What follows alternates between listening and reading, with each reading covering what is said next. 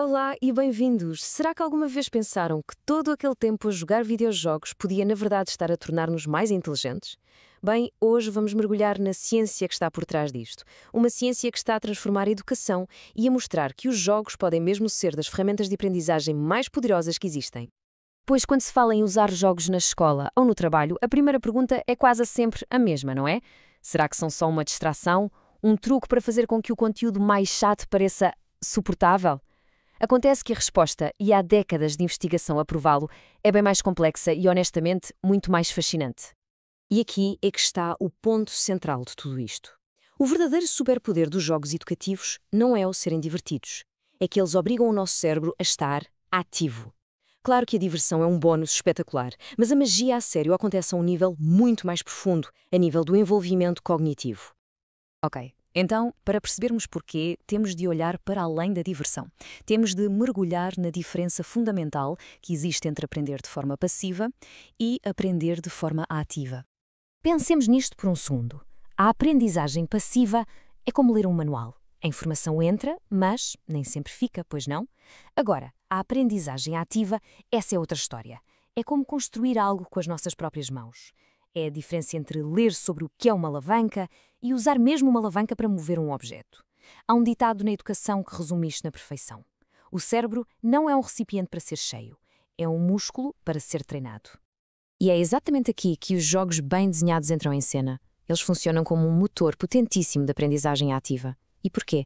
Porque exploram um princípio científico fundamental sobre a forma como a nossa mente realmente funciona. Este princípio chama-se aprendizagem generativa. A ideia, que foi desenvolvida por investigadores como Whitrock, é até bastante simples no fundo. A verdadeira compreensão não vem de apenas absorver informação. Vem de a gerar ativamente dentro da nossa própria mente. Ou seja, é um processo de construção e não de simples recepção.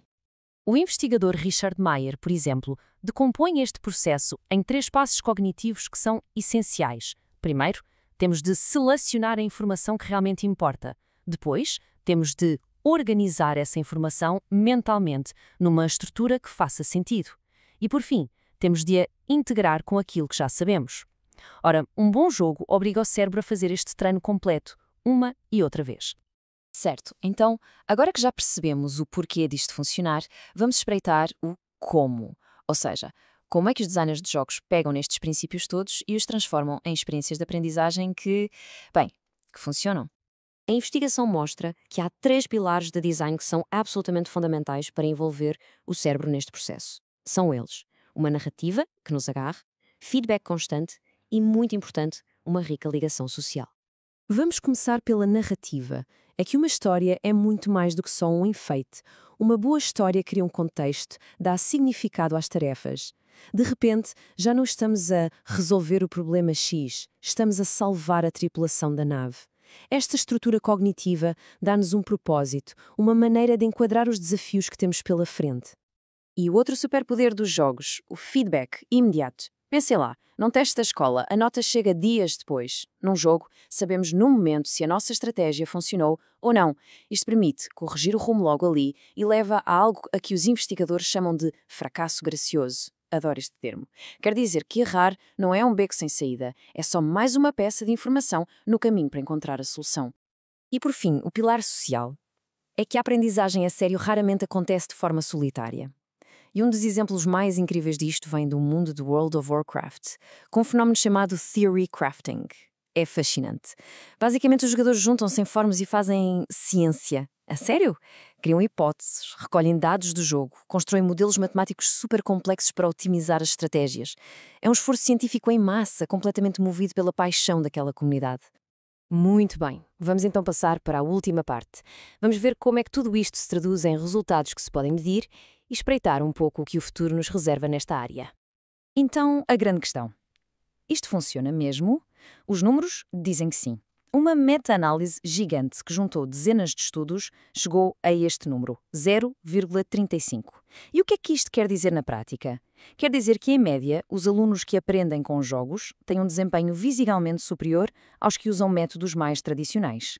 Atenção, não é uma solução mágica, mas é uma vantagem real, consistente e, mais importante, estatisticamente comprovada. E este mas é muito importante, isto não quer dizer que qualquer jogo serve, longe disso. Num estudo muito interessante, uma simples apresentação de slides sobre eletromagnetismo foi mais eficaz do que um jogo interativo sobre o mesmo assunto. Porquê? Porque o design do jogo era confuso, e isto leva-nos à conclusão mais importante de todas. O design é tudo. E o futuro? Bem, o futuro pode ser ainda mais interessante. A próxima grande revolução talvez não seja aprender nos jogos, mas sim sermos avaliados através da forma como jogamos. O conceito tem um nome: avaliação furtiva. A ideia é esta. Ao analisar a nossa jogabilidade, é possível medir competências super complexas como a persistência, a criatividade, e tudo isto sem ser preciso um único teste formal.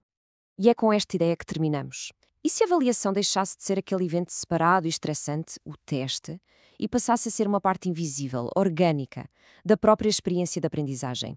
É esta a promessa transformadora dos jogos e pode muito bem vir a redefinir o futuro da educação.